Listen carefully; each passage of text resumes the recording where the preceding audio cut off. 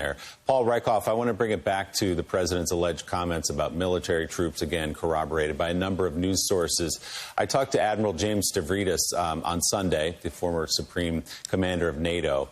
And he said effectively of his friend General John Kelly, he encouraged him to speak out publicly and either affirm or deny the report. And when I asked him why he thought Kelly hasn't come out, he said, you have to understand, for career military men, it's about chain of command, and it's a huge step and a huge leap to step out and speak out against the sitting president of the United States. But, Admiral Stavridis said, in this case, it's too important, and that should go by the wayside, and General Kelly should come out and speak out. Do you think at some point in this process we will hear from General Kelly, who obviously is at the center of those allegations, of those comments, including one about his own son at Arlington National Cemetery, or perhaps from General Mattis?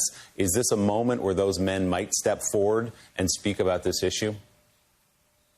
I hope so, Willie. I mean, every morning I wake up and hope to see the headline that they finally spilled the beans and told America what really went on behind all those closed doors.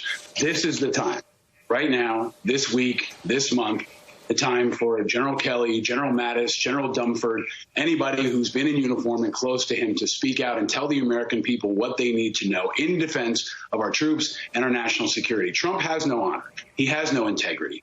But Kelly does, and Mattis does, and Dunford does, and this is a time for them to show it. You mentioned this number down here in the corner, whichever side it's on, right? This number.